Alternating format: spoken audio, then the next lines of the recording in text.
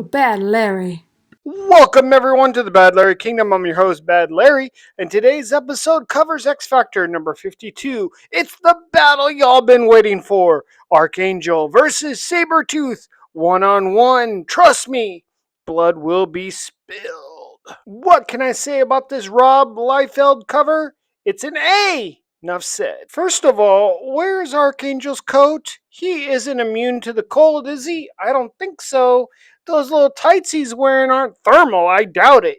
He's shivering in his little booties. You know, you hear people say first of all a lot, but you never hear second of all. Well, there was no second of all. But anyway, Archangel overhears a civilian lead a cop over to the now deceased body of Chicken Wings, the victim of a brutal attack by the psychotic Sabertooth. Some tweakers look like they're gonna try and pounce on this lone cop out doing the Lord's work in the snow and the cold.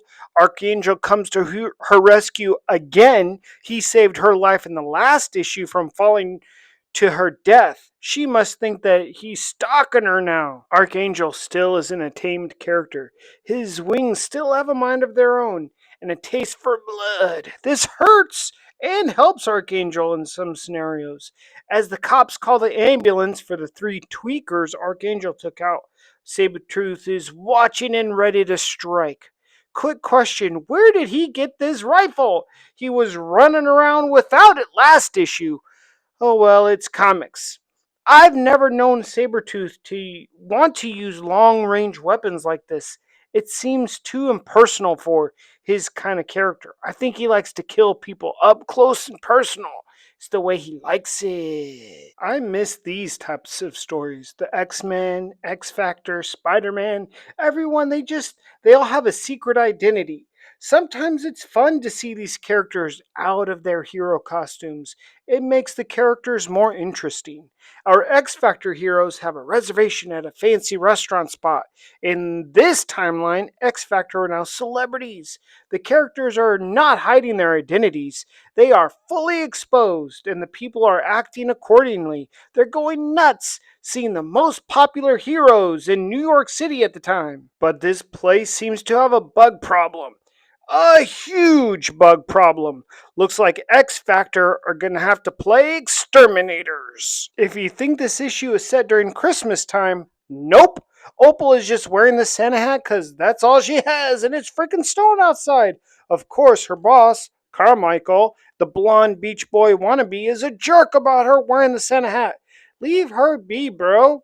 Why couldn't Mole feel Opal about to head downstairs? Aren't moles supposed to be sensitive to ground movement? Anyway, she cloops him with the door. He tumbles downstairs. Poor fella can't buy a break. Of course, Carmichael is a nosy son of a bitch. Opal has to cover for Mole once again. Mole was risking it for literally the biscuit. Little man was too hungry. He is 100% dependent on Opal to feed him right now, but she's going to need to get him out of her shop soon. He can't live there forever. He's going to be seen sooner or later. It looks like it only took one shot to take our Archangel down. Or Archangel was playing opossum, waiting until Sabertooth was close enough to get sliced up by his razor sharp wings. This is the battle we were all waiting for! See what I was saying? Sabertooth likes to kill slowly, up close and personal. He likes to see the life drain from his victim's eyes. Cyclops is blasting away at these giant cockroaches, playing exterminator for free, but where did they come from? How and why are they so darn big? Of course, Trish Tilby is a news hound, forgets her own safety, gotta get that shot. Cyclops can't kill these roaches fast enough. One pops up for every one he puts down. B says, hey guys, remember when we were X-Men? We fought an old boy. You used bugs like this before? Y'all remember? Iceman, aka Bobby Drake, is on babysitter duty, and he takes little baby Nathan Christopher into Opal's shop, where she is hiding Mole in the basement. I guess old Bobby Drake is getting over Lev pretty quickly. Again, he is not, hey, He is thinking of how hot Opal is. Man, she's so beautiful. He's not going after Carmichael, right? Anyway, he's trying to riz her up, which is actually making Carmichael kind of jealous because Carmichael is a super X Factor fanboy. I think Mole has a thing for Opal as well. He's hating on Iceman for spitting game on Opal, and it seems to be working. But back to the action. Sabertooth is too cocky, showing off his healing factor, not caring if Archangel cuts him up or not. One thing about fighting in the snow, it'll show all the blood. Archangel doesn't quit though. He hits Sabertooth with some neural blades. Maybe that'll slow him down. Sabertooth goes down, but only for moments. Don't get too close to Sabertooth. His claws literally rip Archangel's guts. This battle has made me an Archangel fan. He doesn't quit. He should have found a way to get back into the sky.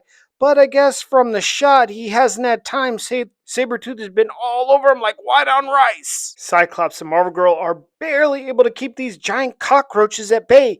They have to find where they are coming from.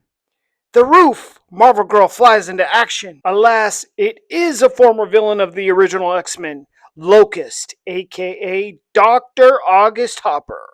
Pause the video to check out his abilities. I guess he is a villain combo of Iron Man and Ant-Man. He uses his little ray gun to biggie size these bugs, and then his suit is able to control them. Bobby comes back at the end of Opal's shift to take her on a little date when Carmichael invites himself to join them. Rude.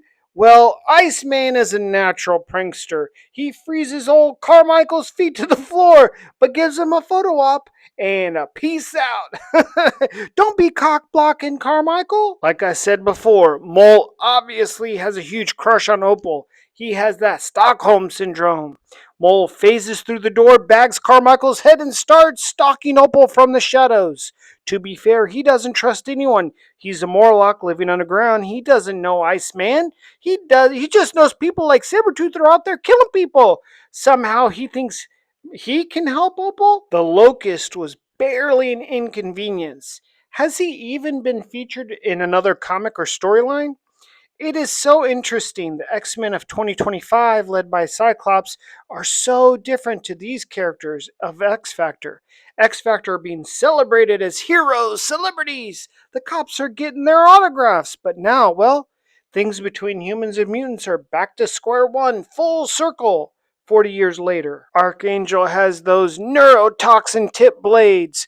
Well, Sabertooth says, two can play at that game, buddy, and he has smeared nerve poison on his own claws, making Archangel virtually paralyzed at this point. Well, his body.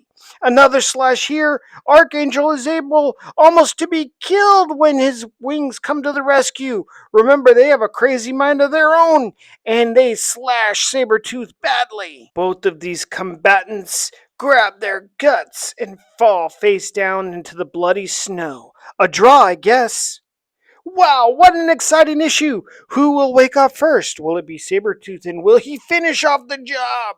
Stay tuned for X Factor number 53 coming out tomorrow. And until then, be good to one another. Hit that like button, subscribe. Peace.